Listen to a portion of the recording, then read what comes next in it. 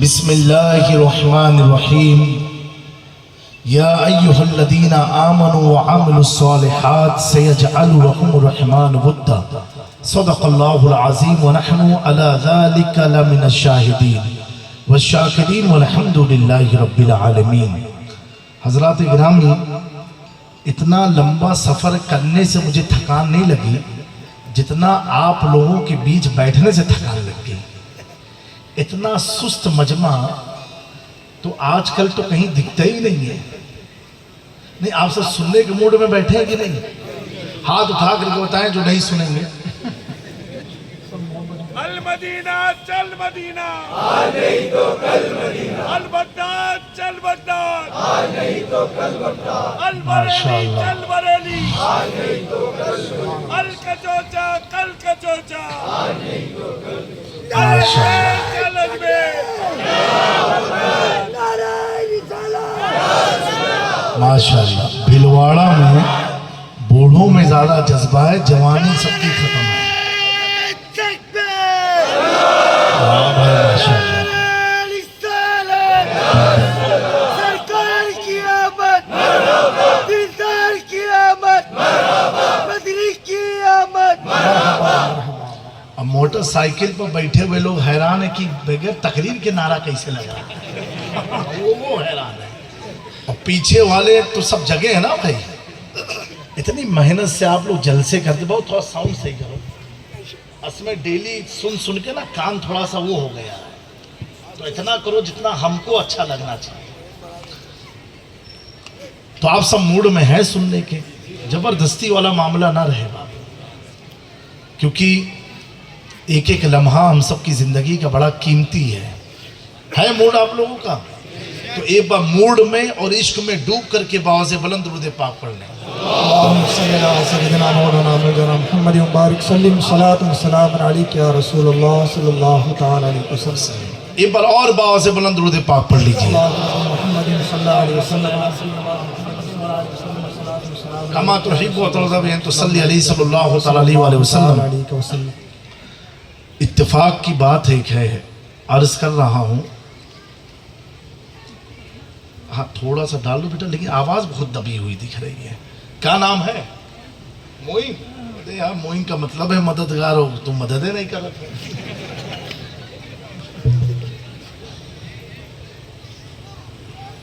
یہ جملہ معترضہ کے طور پر سنا رہا ہوں آپ لوگوں کو، کیونکہ آپ کے چہرے پر تھکن زیادہ ہے۔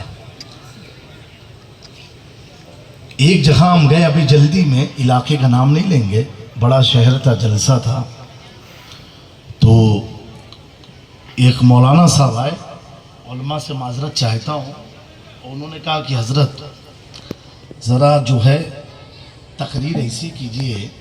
ہمیں کیسی کریں؟ یہ جلوس میں جو ہے بہت ہی لوگ جھوم رہے تھے، ناچ رہے تھے، یہ کر رہے تھے، تو ذرا اس پر بھی بات ہو جائے۔ ہم نے سنا، ہم نے کہا ٹھیک ہے انشاءاللہ تبارک و تعالی۔ اتفاق ایسا ہوا کہ جب ہم اسٹیج پر آئے اور وہ مولانا صاحب میرے تقریر سے پہلے انہوں نے کچھ تاثراتی 10-15 منٹ کا انہوں نے بھی بیان کیا، اللہ انہیں اچھا رکھے، بڑے محبتی ہیں۔ تو انہوں نے کہا کہ ایک بار سارا مجمع جھوم جھوم کے درود پڑھے۔ میں سوچ میں پڑا، میں نے کہا کمرے میں کہہ رہے تھے پبلک بہت جھومتی ہے جلوس میں، مائک میں کہہ رہے ہیں جھوم جھوم کے درود پڑھے، تو بعد میں تضاد ہو گئی بالکل سے۔ تو بس ان کا یہ بولنا تھا، وہی ہم نے ٹاپک سیٹ کیا۔ ہم نے کہا یہ اکثر جہاں یہ کنفیوژن ہے، بعض ہمارے سنی علماء بیان بھی کر دیتے ہیں کہ بھائی تم لوگ جھومتے کیوں ہو؟ کیا جھومتے کیوں ہو؟ جلوس قاعدے سے چلو، سیدھے سیدھے چلو، جھومتے کیوں ہو؟ سب کا اپنا اپنا پوائنٹ آف ویو ہے سوچنے کا۔ جو میرا ہے نظریہ، ایک بات بتاؤ مجھے، آپ کے علاقے میں کبھی کسی کا انتقال ہوا ہے؟ ارے بھائی بولو تو، ہوا ہے کہ نہیں ہوا ہے؟ ہوا ہے نا۔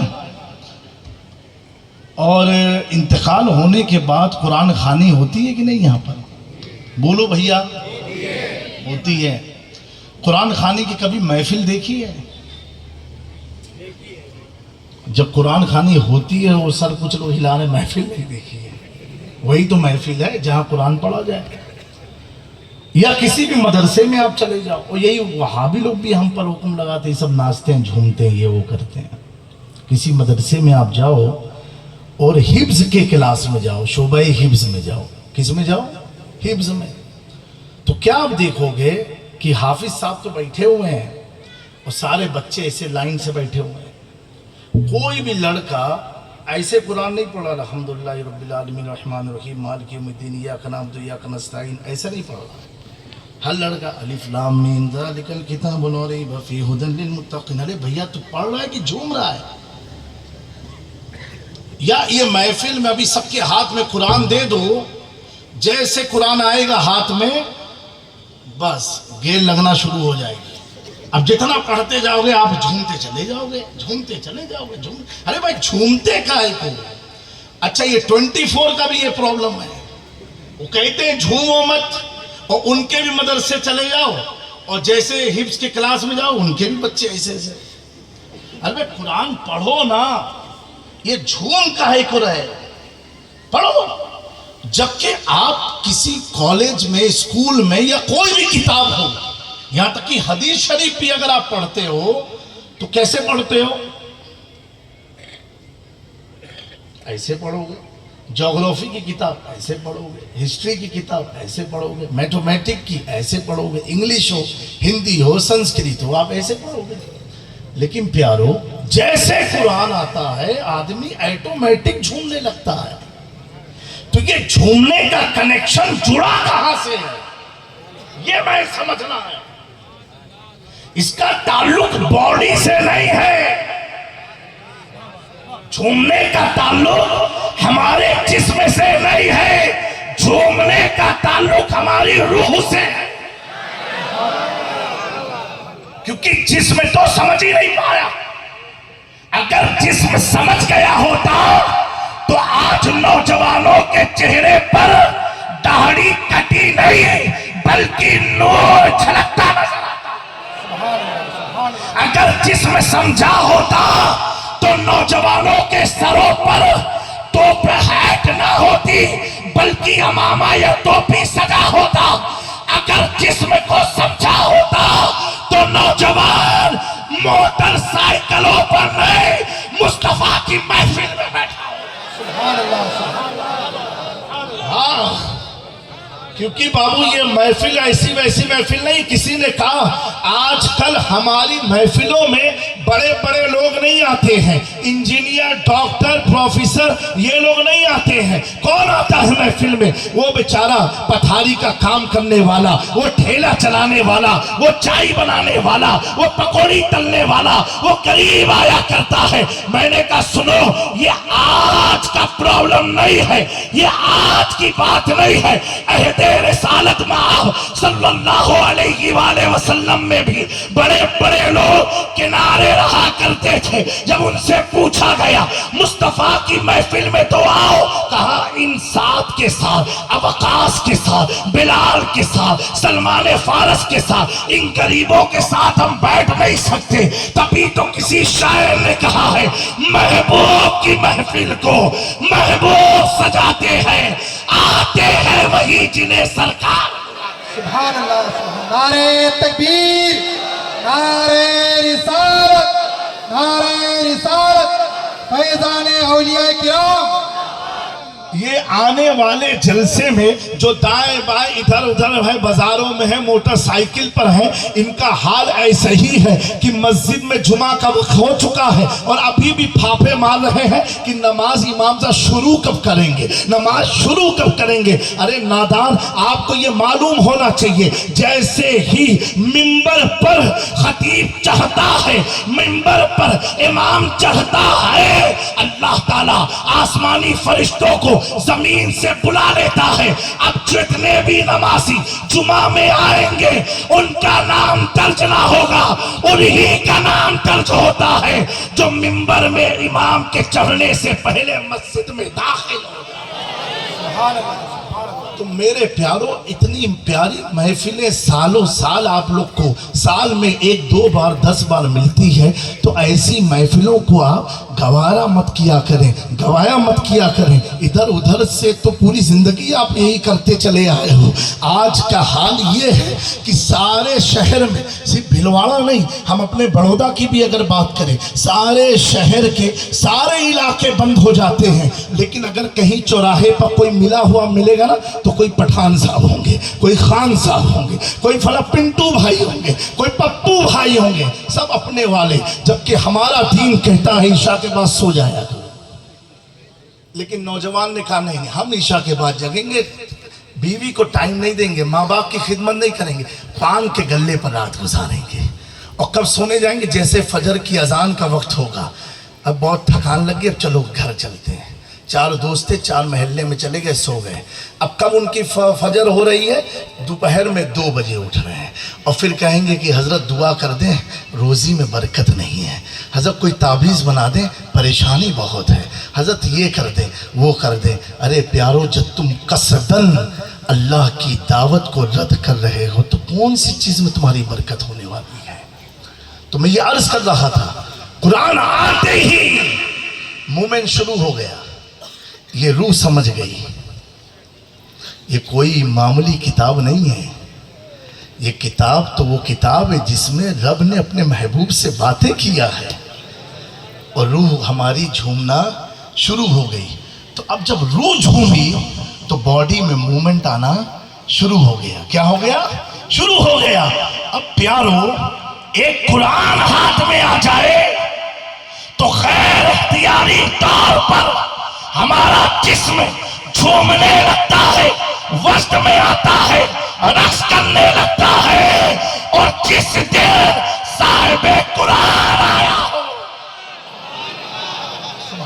جس دن صاحب قرآن آیا ہو، تو میں کہتا ہوں فتوے لگانا ہے تو پہلے کعبے پر لگاؤ، کیونکہ جب 12ویں کو مکہ میں آمنہ کا لال آیا تو شاعر نے کہا پشکن آیا یہ کہہ کے سر کے بل بت گر پڑے، جھوم کر کہتا تھا کعبہ السلام۔ سبحان اللہ، سبحان اللہ، سبحان اللہ۔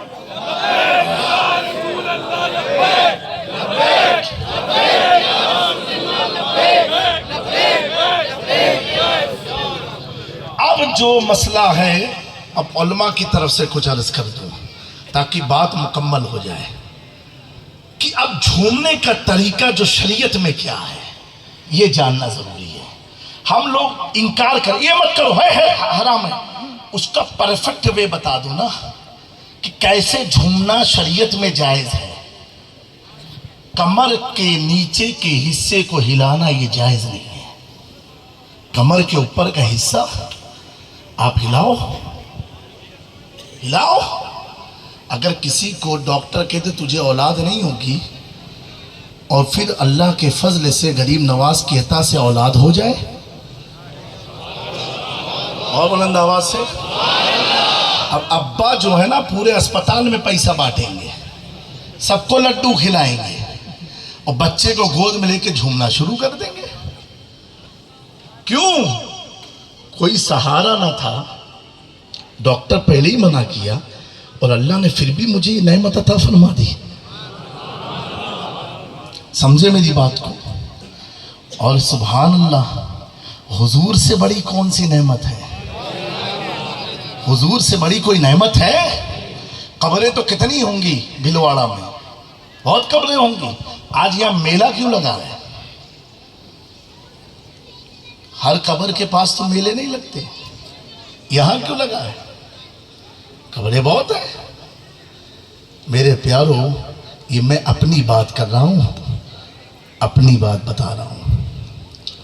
ہر قبر میں حضور نہیں آئیں گے، ہر قبر میں حضور نہیں آئیں گے، کہیں پر دور سے دکھایا جائے گا، ایک پردہ ہٹا دیا جائے گا۔ ابھی مولانا صاحب نے بیان کیا نا اس شخص کے بارے میں، تو کیا کہتا تھا؟ دور سے دکھایا جائے گا، کیونکہ جس کی قبر ہے کیا اس لائق ہے کہ حضور آئے؟ دور سے دکھایا جائے گا، سمجھے میری بات کو؟ اور کسی کو دور سے نہیں دکھایا ہے، خود حضور قبر میں آ جائیں گے، خود آ جائیں گے۔ اب پتہ کیسے چلے گا کہ کس کی قبر میں آئے اور کسے دور سے دکھایا؟ تو میں کہتا ہوں سنو، جس کی قبر پر عوام کا میلہ لگتا ہے اسی قبر میں مصطفیٰ کی آمد ہوتی ہے، اسی قبر میں۔ آج خواجہ غریب نواز کی بارگاہ میں میلہ کیوں لگا ہوا ہے؟ یہ میلہ خرافات والی میلے کی میں نہیں بات کر رہا ہوں۔ آج پبلک کا ہجوم کیوں ہے؟ آج مخدوم پاک کی بارگاہ میں پبلک کا ہجوم کیوں ہے؟ آج شاہ میرا میں پبلک کا ہجوم کیوں ہے؟ آج امام عشق و محبت کی تربت پر پبلک کا ہجوم کیوں ہے؟ اللہ اکبر، وجہ اتنی ہے جہاں مصطفیٰ قدم رکھ دیتے ہیں اب وہ جگہ بریلی ہو، کچھوچا ہو، بھلواڑہ ہو، اجمیر ہو، بغداد ہو، اب اس کا تعلق صرف بھلواڑہ ہی سے نہیں بلکہ مدینے سے اتنا مضبوط ہو جاتا ہے کہ قرآن شاہد ہو جاتا ہے، لا اقسم بہذا البلد انت حل بہذا البلد۔ اے مصطفیٰ، اس شہر کی قسم جہاں تم نے اپنے قدم کو رکھ دیا ہے، جہاں تم نے اپنے قدم کو رکھ دیا ہے، اللہ اکبر، جہاں مصطفیٰ کا قدم آ جاتا ہے تب بریلی کا تاجدار کہتا ہے تیرے قدموں میں جو ہے غیر کی ٹھوکر پہ نہ ڈال، چھڑکیاں کھائے کہا چھوڑ کے صدقہ تیرا۔ میں اپنے عنوان پر آتا ہوں۔ اللہ تعالیٰ نے قرآن میں فرمایا بے شک جو ایمان لائے، نیک کام کیے، ان قریب رحمان ان کی محبت ہر اشیاء میں پیدا فرما دے گا۔ مفہومی ترجمہ، اللہ اکبر، ایک چیز میں پوچھنا چاہتا ہوں، اللہ نے کیا فرمایا؟ بے شک جو مسلمان ہوئے، نہیں جو ایمان لائے، جو ایمان لائے، ایمان لائے۔ ایک چیز ذہن میں رکھنا، ہر مسلمان، ہر مومن، ہر مسلمان، جتنے بھی مسلمان ہیں، ہر مسلمان مومن نہیں ہے، ہر مسلمان مومن نہیں ہے، لیکن ہر مومن مسلمان ہے، ہر مومن مسلمان ہے۔ اللہ فرما رہا جو ایمان لائے اور ایمان لائے اور نیک کام کیے تب اللہ ان کی محبت ہر چیز میں پیدا فرما دیتا ہے۔ ابھی مولانا صاحب نے فرمایا نا مجھ سے پہلے کہ جانور میں بھی آپس میں صلح ہو جاتی ہے، کیوں؟ کیونکہ اللہ ان کی محبت ہر چیز میں ڈال دیا کرتا ہے، یعنی جانور بھی سمجھ جایا کرتے ہیں اب اس راستے پر ہمیں پاخانہ پیشاب نہیں کرنا ہے، کیونکہ اس راستے سے اب کوئی اور بشر نہیں بلکہ بشر الحافی کا گزر ہونے والا ہے، بشر الحافی کا گزر ہونے والا ہے۔ اللہ اکبر، یہ ایسے لوگ ہیں جو ایمان لائے۔ میرے پیاروں، اے میری قوم کے نوجوانوں، اب پتہ کیسے چلے گا کہ ایمان والے کون لوگ ہوتے ہیں؟ ایمان والوں کی علامت کیا ہے؟ ایمان والوں کی پہچان کیا ہے؟ What is the definition of the believers in the faith؟ ایمان والوں کا definition کیا ہے؟ How should we know who is the مومن or not مومن؟ ہمیں پتہ کیسے چلے گا ایمان والا کون ہے اور کون نہیں ہے؟ آج تو بڑا پرفتن دور ہے، کوئی مرزا انجینئر ہو کر کے اپنے ایمان کا دعویٰ کرتا ہے، کوئی ملیشیا کا ڈاکٹر ہو کر کے اپنے ایمان کا دعویٰ کرتا ہے، کوئی اپنی داڑھی کو ناف تک بڑھا کر کے اپنے ایمان کا دعویٰ کرتا ہے، کوئی اپنے پیجامے کو گھٹنے تک اٹھا کر کے اپنے ایمان کا دعویٰ کرتا ہے، کوئی تاج لگا کے دعویٰ کرے، کوئی امامہ لگا کے دعویٰ کرے، کوئی دین کی تبلیغ کر کے دعویٰ کرے، کوئی عبادت کر کے دعویٰ کرے، کوئی مساجد کو بھر کے دعویٰ کرے، کوئی کعبے کا طواف کر کے دعویٰ کرے، کوئی اذکار کر کے دعویٰ کرے، کوئی تسبیح پڑھ کے دعویٰ کرے۔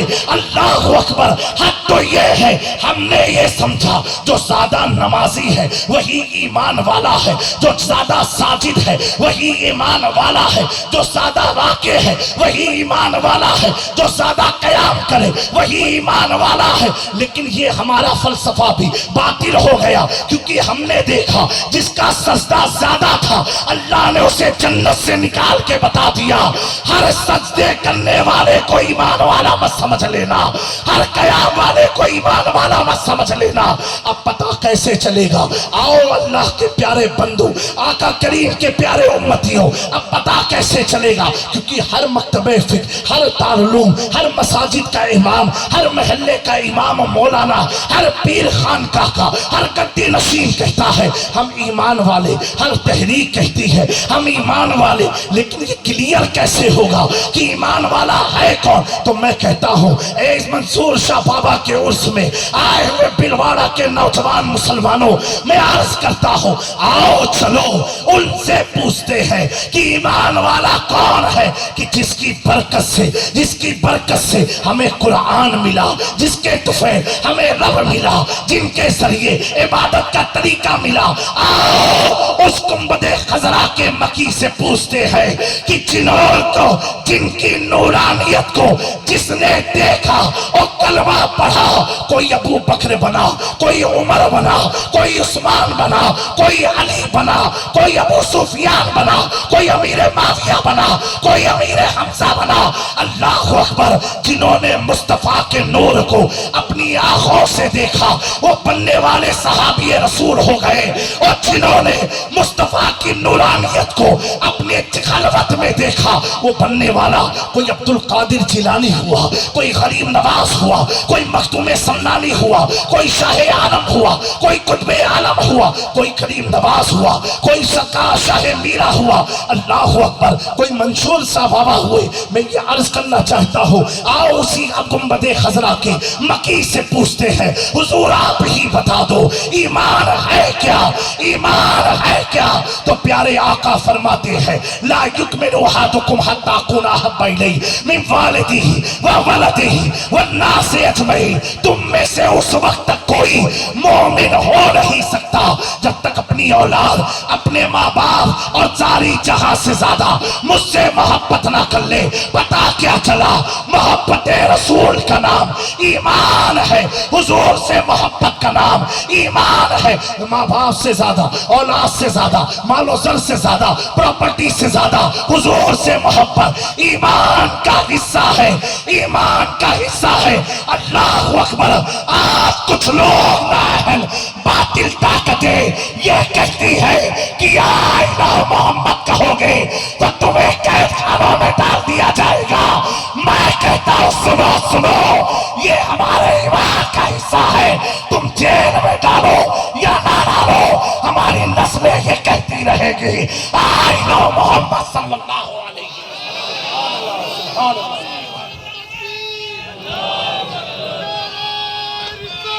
سبحان اللہ! کیا بات ہے!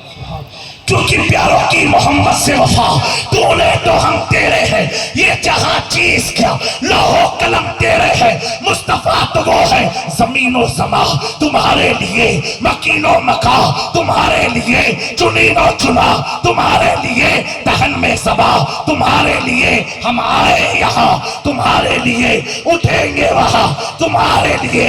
آقا تو وہ ہے جنہوں نے دیکھا، انہوں نے کہا یا رسول اللہ آپ کی طرح کوئی حسین و جمیل ماں نے کسی دنیا میں بیٹے کو جنم نہ دیا ہو۔ اللہ اکبر! دیکھنے والا یہ کہتا ہے ابو بکر ہے، یا رسول اللہ آپ کی طرح خوبصورت تو کوئی ہو ہی نہیں سکتا ہے۔ اللہ نے اپنے محبوب کو اتنا حسین و جمیل بنایا، یہ تو ایمان والوں کی بات ہوئی۔ آؤ ان کی کتابوں سے پوچھتے ہیں تو ان کے بھی دھرم کے پنڈتوں نے اپنی کتاب میں لکھا محمد کی طرح نہ کوئی آیا ہے نہ کوئی آئے گا۔ ایک پنڈت نے کہا کہ سنو مصطفیٰ کی طرح عظمت والا اس روئے زمین پر کوئی ہے ہی نہیں۔ اور دلیل کیا دیا؟ دلیل یہ دیتا ہے کہ سنو وہ مکے میں تنہا تھے لیکن اپنے اخلاق کے بلبوتے جہاں جہاں نگاہیں ڈالے وہاں وہاں توحید کے پرچم کو بلند کر۔ سبحان اللہ! نعرہ تکبیر!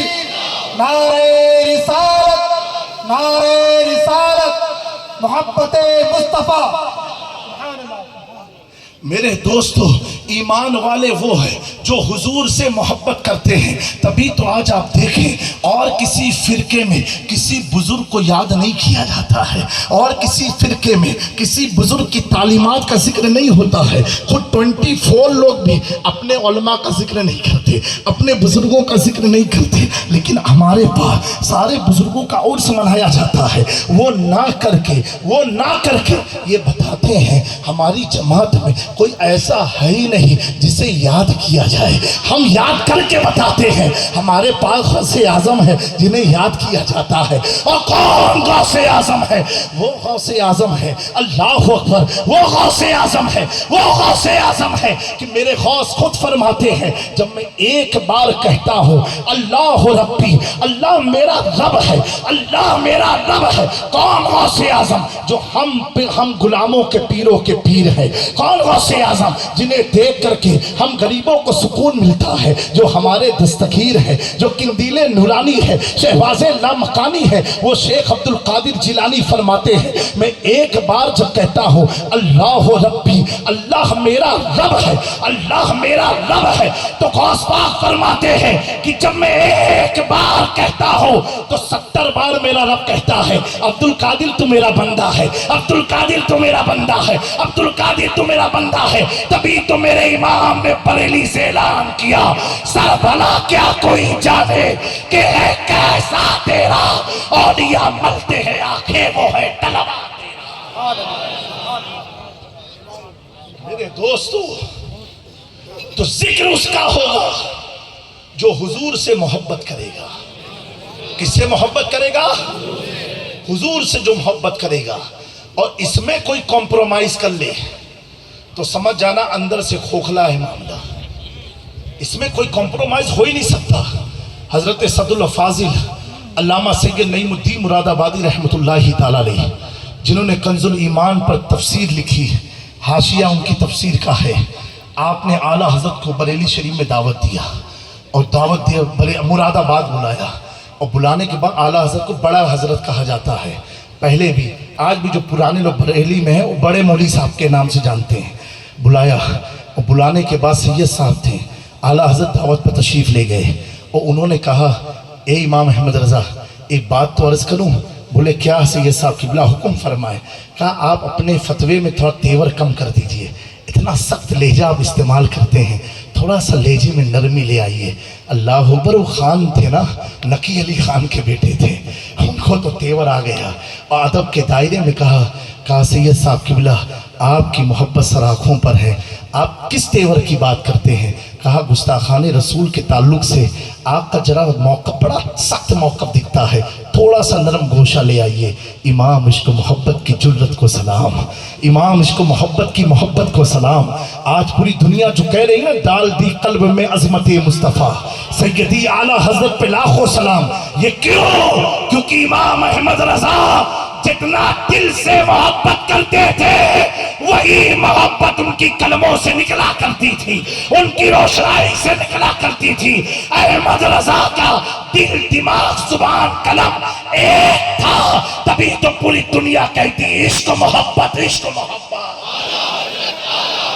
انہوں نے اپنی محبت میں کمپرومائز نہ کیا، اعلیٰ حضرت نے سید صاحب کے سامنے ادب کے دائرے میں جواب دیا، اور کہا سید صاحب قبلہ ایک بات عرض کروں؟ بولے ہاں کیجئے۔ کہا سنیے تو، یہ تو اللہ نے احمد رضا کے ہاتھ میں قلم دیا ہے، اللہ نے احمد رضا کے ہاتھ میں قلم دیا ہے، تب آپ فرما رہے ہیں کہ تیور تھوڑا کم کر دو۔ اگر اللہ تعالیٰ احمد رضا کے ہاتھ میں تلوار دیا ہوتا نا، تلوار ہوئی ہوتی نا سید صاحب، تو قلم تو دور کی بات ہے، ان گستاخوں کا سر ان کے جسم میں محفوظ نہ رہتا، کیونکہ احمد رضا کی فکر یہ تھی، احمد رضا کی سوچ یہ تھی، انہیں جانا انہیں مانا، نہ رکھا خیر سے کام، للہ الحمد دنیا سے مسلمان۔ آج آج قوم ان کے نام کے نعرے کو لگا رہی ہے، اس کی وجہ یہ ہے کہ اعلیٰ حضرت صرف ایک فرضی محبت کرنے والے کا نام نہیں تھا، ایک حقیقی سچی محبت کرنے والے کا نام امام احمد رضا تھا۔ میں جانتا ہوں آج کیا وجہ ہے، قرآن مجید کے بعد کی میں بات کروں، کیا وجہ ہے؟ اعلیٰ کوئی بھی نعت پڑھے، نعت تو نعت ہوتی ہے، سبحان اللہ، نعت کا تو کیا کہنا، لیکن اگر کوئی شاعر کوئی بھی کسی کا کلام پڑھے اور جب شاعر یہ پڑھتا وہ سوئے لال ہزار پھرتے ہیں، تو میرے پیاروں سمجھے کچھ نہیں ہو اور جھومنا شروع کر دیتے ہو، نعرے لگانا شروع کر دیتے ہو۔ جیسے کوئی شاعر پڑھتا لمیات نظیر و کفی نظری، سمجھ میں آیا نہ ہے، شاعر نے یہ بھی نہیں کہا کلام کس کا ہے، عام مچل جاتے ہیں۔ فرق اتنا ہے اوروں نے اپنی فکر سے لکھا ہے، اوروں نے اپنے جذبات سے لکھا ہے، اوروں نے اپنی سوچ سے لکھا ہے، لیکن جب احمد رضا نے لکھا ہے تو اپنی فکر سے نہیں، مصطفیٰ کے عشق میں دعا کر کے لکھا ہے، سبحان اللہ سبحان اللہ، ڈوب کر کے لکھا ہے۔ میرے پیاروں، حضور کی محبت یہ ہمارے ایمان کی چیز ہے، ایمان کی شعار و علامت ہے، پہچان ہے۔ نبی پاک صلی اللہ تعالیٰ علیہ وسلم حضرت عمر فاروق رضی اللہ تعالیٰ عنہ کے ساتھ مطاف میں طواف کے کعبہ فرما رہے تھے، اور دوران طواف حضور نے پوچھا، اے میرے پیارے، اے میرے پیاروں نوجوانوں، حضور نے پوچھا، اور کس سے پوچھا؟ حضرت عمر سے پوچھا، اے عمر تم مجھ سے کتنی محبت کرتے ہو؟ بولو، حضور نے کیا بولا؟ اے عمر تم مجھ سے کتنی محبت کرتے ہو؟ کہا یا رسول اللہ صلی اللہ تعالیٰ علیہ وسلم، آپ سے میں اپنی ماں باپ مال زر ہر چیز سے زیادہ محبت کرتا ہوں، الا نفسی، اپنی جان کو چھوڑ کے۔ یہ عمر فاروق کا جواب۔ حضور پاک صلی اللہ علیہ وسلم نے فرمایا، عمر تمہارا ایمان ابھی مکمل نہیں ہوا۔ وہ اتنا کہا، وہ صحابی تھے، اپنے عشق کا گھوڑا دوڑانے لگے، ابھی ایمان نہیں مکمل ہوا۔ دوران طواف حضور کے ہاتھ کو پکڑ کے عرض کیا، یا رسول اللہ صلی اللہ علیہ وسلم، اپنی جان سے بھی زیادہ میں آپ سے محبت کرتا ہوں، جان سے بھی زیادہ کرتا ہوں۔ حضور فرماتے، عمر تیرا ایمان مکمل ہو گیا، تیرا ایمان مکمل ہو گیا۔ پتہ کیا چلا؟ حضور کی محبت ہماری جانوں سے بھی زیادہ ہے، ہماری جان سے بھی زیادہ ہے۔ اور میرے پیاروں، مولانا صاحب نے ایک بات کی طرف اشارہ کیا تھا، اب کامیابی کیسے ملے گی؟ مختصر سی میں بات عرض کروں، ایک جنگ صحابہ شکست کھا کے آئے اور حضور کی خدمت میں عرض کیا کہ حضور ہم لوگ فتح نہیں کر پائے، وہ مشرک ہم پر غالب رہے۔ حضور پاک صلی اللہ علیہ وسلم فرمایا، ٹھیک ہے، لگتا تم لوگ سے کوئی سنت چھوڑ گئی، کل جب میدان میں جانا مسواک کرتے ہوئے جانا۔ کیا فرمایا؟ مسواک کر کے گئے، اللہ نے انہیں فتح عطا فرما دی۔ نوجوانوں کو سمجھ میں آئی بات؟ وہ صحابی ہیں جنہوں نے حضور کو دیکھا، ایمان لائے، حضور کی صحبت میں رہے، لیکن ایک سنت ترک کیا تو شکست کھا گئے۔ ایک سنت ترک کیا، کیا کھا گئے؟ شکست کھا گئے، فتح نہیں کر پائے۔ اب ہم اپنا محاسبہ کریں، کتنی سنتیں چھوڑ لیا۔ سب سے بڑی سنت تو جو علامت ہمارے ایمان کی، وہی ہمارے چہرے پر نہیں آ پا رہی ہے۔ آج 15 صدی ہو گئی حضور کے دنیا میں آئے ہوئے۔ میرے پیاروں، جتنی غیروں سے حضور کو تکلیف نہیں ہوتی ہوگی، اتنی ہم لوگوں سے ہوتی ہوگی۔ جو جمعہ کا دن، عید کا دن مومنوں کے لیے ہے، اس دن ہمارے نوجوان جاتے اسپیشل اپنے چہرے پر استرا گھموانے کے لیے۔ کتنا ظلم کرو گے؟ حضور پاک صلی اللہ علیہ وسلم فرماتے ہیں کہ نماز میری آنکھوں کی ٹھنڈک ہے، لیکن مسلمان کو وہ سمجھ میں نہیں آتا کہ ہم بھی نماز کو قائم کر لیں۔ حضور پاک صلی اللہ علیہ وسلم کا اخلاق اتنا اعلیٰ، اتنا اعلیٰ، اتنا اعلیٰ کہ دشمن کو بھی آپ بد دعا نہیں دیتے تھے، ان کے لیے بھی دعا فرماتے تھے۔ حضرت عمر ساتھ میں ہے، ایک خاتون نے نبی پاک صلی اللہ علیہ وسلم کو بیچ رستے میں روک لیا اور گفتگو کرنے لگی، گفتگو کرتی رہی، شدت کی دھوپ تھی، اور حضرت عمر نے عرض کیا، یا رسول اللہ صلی اللہ علیہ وسلم، یہ عورت تو پاگل ہے، مینٹلی ڈسٹرب ہے، آپ اللہ کے نبی رسول، آپ کا بڑا کام ہے، بڑا مشن ہے حضور، آپ اپنے وقت کو اس کے لیے ضائع فرما رہے ہیں یہاں پر، اس سے بہتر ہم لوگ آگے چلتے تبلیغ کے لیے۔ پیارے آقا نے مسکرا کے فرمایا اے عمر، جس کی کوئی نہیں سنتا اسی کی تو میں سننے آیا ہوں۔ جس کو لوگ پاگل کہتے تو وہ بھی تو اپنی داستان کس کو سنا ہے۔ آج ہم میں کسی میں اتنا ظرف ہے، ہم تعلق اسی سے رکھتے ہیں، اور افسوس کے ساتھ خانقاہ سے لے کے مدرسے تک، مدرسے سے لے کے مسجد کے امامت کے مصلی تک، اللہ ماشاءاللہ کچھ کو چھوڑ کے ہم تعلق اسی سے رکھتے ہیں جس سے ہمیں کوئی مالی فائدہ حاصل ہو۔ مصطفیٰ کی تعلیم کہتی ہے تعلق فائدہ حاصل کرنے کے لیے نہیں، تعلق اس سے رکھو اور یہ سوچ کے رکھو ہمیں اس کے ذریعے بھی دین کا کام کرنا۔ لیکن افسوس کی بات ہے ہمارے پاس امیروں کے لیے وقت ہے، غریبوں کے لیے ٹائم نہیں ہے۔ اب وہ غریب کتنا ہمارے قریب آ پائے گا؟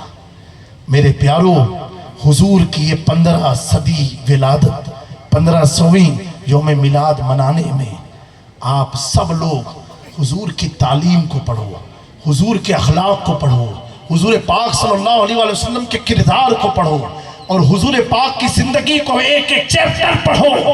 جب جب گستاخیاں بڑھ جائے، نبی کے ناموس پر کوئی حملہ کرے، نوجوانوں سڑکوں پر نکلو، اس کے خلاف میں نہیں ہوں، لیکن نکلنے سے پہلے یہ بھی سوچ لینا کہ جو عمل ہم کرنے جا رہے ہیں، جو کچھ بھی کریں گے، یہ حضور کی پسند کے مطابق ہے کہ نہیں ہے۔ اگر منہ میں گٹکا پان ہے، لبیک کے نعرہ تمہیں کیا فائدہ دے گا؟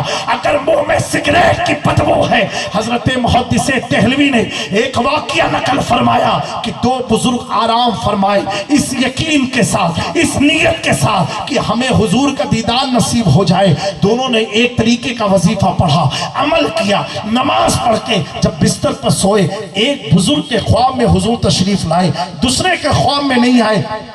جب صبح اٹھے، فجر میں اٹھے، دونوں نے تبادلہ خیال کیا، کہا میرے خواب میں تو آئے، جس کے نہیں آئے وہ مایوس ہو گیا۔ حضور کی بارگاہ میں استغاثہ کیا، کہا یا رسول اللہ صلی اللہ علیہ وسلم، مجھ سے کون سی ایسی غلطی ہو گئی کہ آپ میرے خواب میں نہیں آئے، میرے خواب میں تشریف نہیں لائے؟ حضور نے فرمایا تیرے منہ سے بیڑی کی یا گٹکے کی، اس زمانے میں جو تمباکو اس کی بدبو آتی ہے، اس وجہ سے میں تیرے خواب میں نہیں آیا۔ اب بتاؤ، بدبو دار منہ لے کر کے حضور کا نعرہ لگاؤ گے؟ میرے پیاروں، زباں پہلے زمزم کے پانی سے دھو لو، سنیں گے کیوں نہیں وہ، ادب سے تو بولو۔ حضور کی بارگاہ ہے، جب جب محفل میلاد میں آؤ، حضور کا ذکر سننے آؤ، ان بزرگوں کی بارگاہ میں آؤ، باوضو ہو کر کے آؤ، اور یہ سوچ کر کے آؤ کہ مجھے اپنی زندگی کو بدلنا ہے۔ بڑی تیزی کے ساتھ دنیا بدل رہی ہے، دنیا کے نظام بدل رہے ہیں، حالات بدل رہے ہیں، ہم سے زیادہ آپ جانتے ہو، آپ کو معلوم ہوگا۔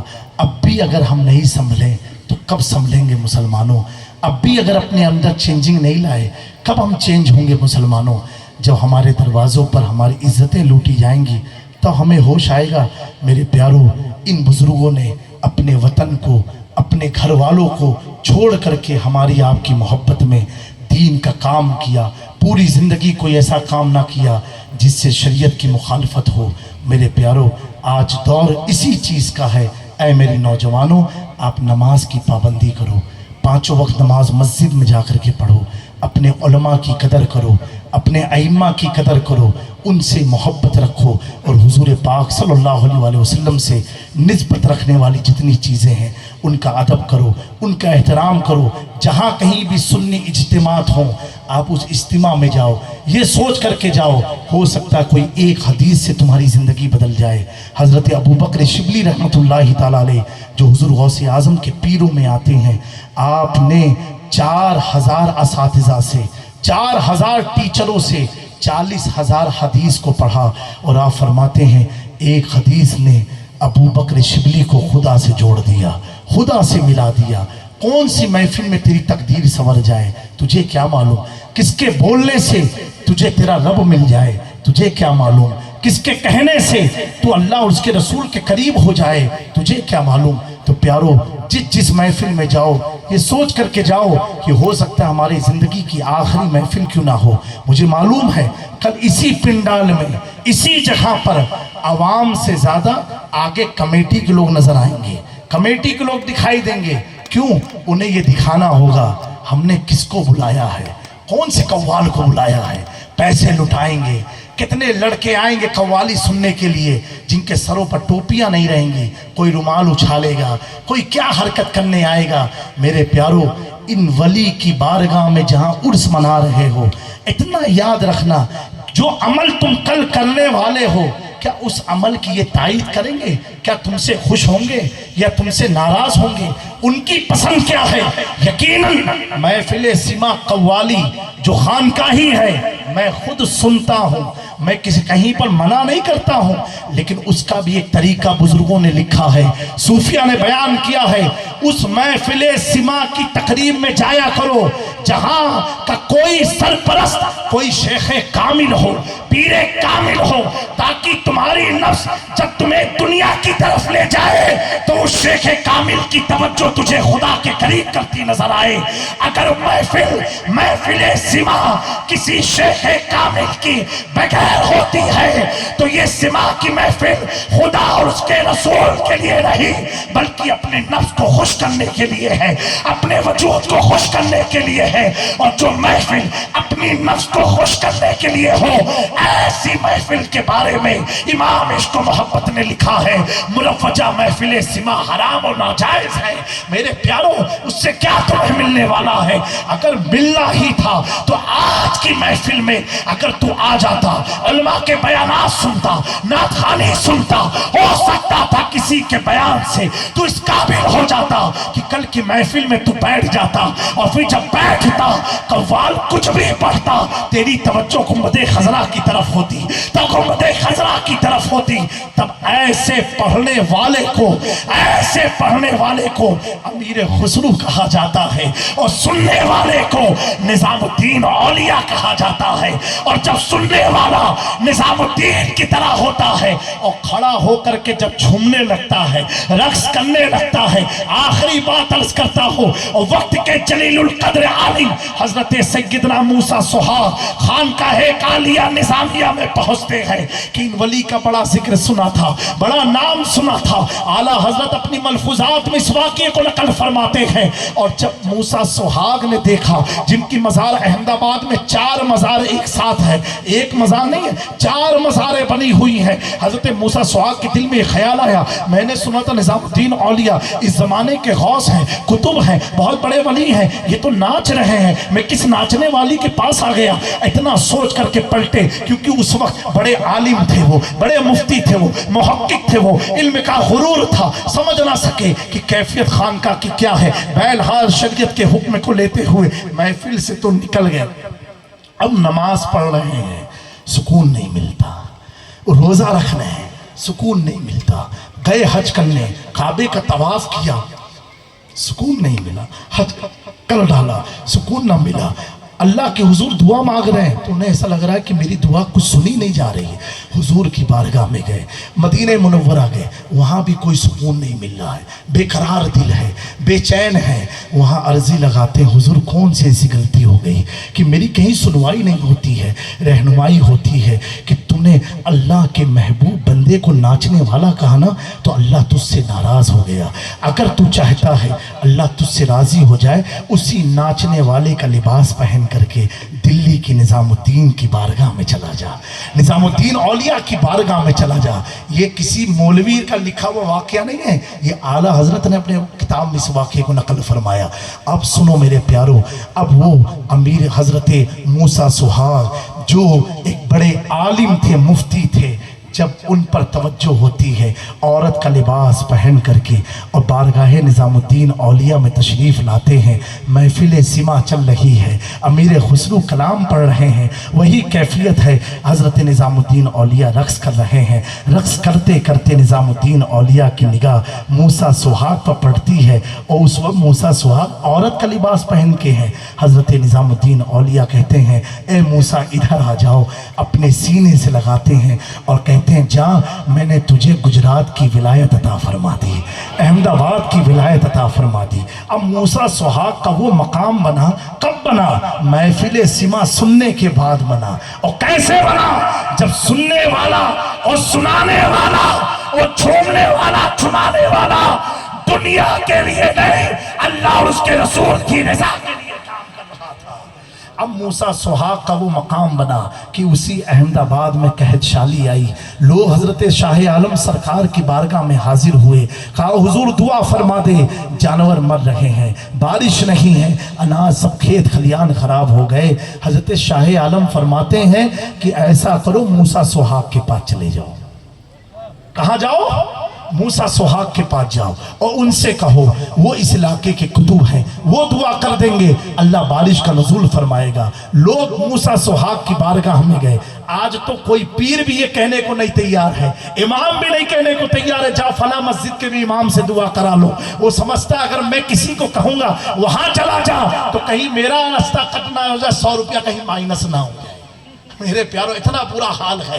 कहा जाओ मूसा सुहाग के पास जाओ, वो इस इलाके के कुतुब हैं, वो दुआ कर देंगे, बारिश होने लग जाएगी। मेरा तंज किसी पर नहीं है, अल्हम्दुलिल्लाह आपके शहर बिलवाड़ा के अल्हम्दुलिल्लाह जितने अइम्मा से मैं मिला बड़ा मुतमईन हुआ, क्योंकि सब दीन की खिदमत कर रहे हैं, तबलीग कर रहे हैं। और मुझे यहाँ के इमामों से मिल के इसलिए ज़्यादा खुशी होती है कि यहाँ के इमाम एक अच्छे लिबास में रहते हैं, हमेशा अच्छा कपड़ा पहनते हैं। मैं अक्सर मौलाना सलीम अकबरी साहब को कहता हूँ, मैं आप लोग को देखता हूँ, बड़ी खुशी होती है कि ऐसे रंग में, ऐसे अंदाज में अक्सर अइम्मा देखने को नहीं मिलते हैं। ऐसे इमाम को देखेगा जब कोई ना, तो हर बाप सोचेगा मेरा बच्चा भी मस्जिद का इमाम बन जाए, इमाम बन जाए। आज लोग मदरसे से भाग क्यों रही मालूम है? उसकी वजह यह है, जब मस्जिद में हमारा इमाम रो करके कहता तुम तनख्वाह कब पढ़ाओगे, तनख्वाह कब पढ़ाओगे, तो सुनने वाला कहता है मेरे इमाम साहब तो पूरी जिंदगी रोते रहते, मैं अपने बच्चे को हाफिज तो कभी नहीं बनाऊंगा,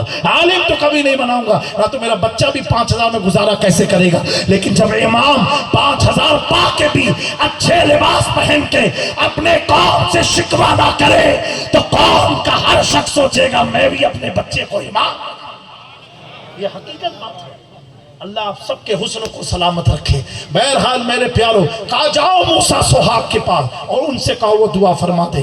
हजरत मूसा सुहाग के पास जब काफिला गया ना, आए अल्लाह वालों की शान देखो, काफिला गया, कहा हुजूर दुआ फरमा दे बारिश के लिए।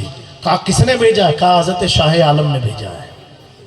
आपने मुस्कुरा के फरमाया तुम दुआ मुझसे कराने आए हो? बोले हाँ हजरत, आप दुआ फरमा दें। कहा मेरी तो उससे बनती ही नहीं है। क्या कहा? मेरी उससे बनती नहीं है, उससे मेरी बनती। एक वक्त के बड़े मुफ्ती हैं और आप कह रहे हैं मेरी उससे बनती नहीं है। कहा हुजूर आप करम फरमा दे, हजरत शाह आलम का हुक्म हो। शाह आलम मामूली नहीं है। हमने जब खंबात शरीफ में उलमाए हरमैन को बुलाया था मक्का मुकर्रमा मदीने मुनव्वरा से, तो वो गुजरात के औलिया की लिस्ट लाए थे जिसमें हजरत शाह आलम कुतुब आलम का नाम लिखा हुआ था। अपने वक्त के जलीलुल कद्र आलिम दीन और मुहद्दिस थे, इतने बड़े आलिम थे कि उस जमाने में गुजरात खंबात बंदरगाह थी। पूरे भारत के लोग खंबात के जरिए हज करने जाते थे, गुजरात के जरिए। जब उस जमाने के बड़े बड़े अकाबिर उलमा को पता चला कि अहमदाबाद में शाह आलम दरसे हदीस देते हैं, उन्होंने सफरे हज को मुलतवी कर दिया और दरसे हदीस हजरत शाह आलम की बारगाह में हासिल किया। उसमें एक नाम हजरत मुल्ला जीवन रहमतुल्लाहि ताला अलैह का भी आता है, जो हदीस के बहुत बड़े इमाम हैं, हजरत मुल्ला जीवन। मेरे प्यारों में अर्ज ये कहा मेरी तो उससे बनती नहीं है। लोग खामोश हो गए। कहा हुजूर शाह आलम ने भेजा है। کہا مجھے معلوم ہے کس نے بھیجا ہے لیکن میری تو اس سے بنتی نہیں ہے. کہا وہ تو میرا ہر کام الٹا کر دیتا ہے. کہا حضور کرم فرما. کہا تم لوگ کو میری بات مذاق لگ رہی ہے؟ ٹھیک ہے. اپنے لباس کو اتارا اور اتارنے کے بعد کہا جاؤ اس کو لے جاؤ اور اس کو پانی میں بھگو دو اور اپنے چھت پر ڈال دو. وہ میرا کپڑا سوکھنے نہیں دے گا کیونکہ میری اس سے بنتی نہیں ہے. لوگ کپڑے لے کر کے گئے, بالٹی میں ڈالا, گھر کی چھت پر ڈال نہیں تھا, بادل آیا, جھماجھم بارش, جھماجھم بارش. اتنی بارش ایک ہفتے تک ہوتی رہی, پورا احمد آباد ڈوبنے لگا.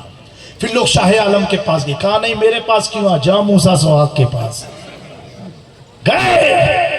کہا حضور دعا فرمائے بارش رک جا. کہا پہلے ہی کہا تھا میری اس کی نہیں بنتی ہے. ایسا کرو میرا کپڑا وہ کبھی سوکھنے نہیں دے گا, میرا کپڑا ہٹا لو.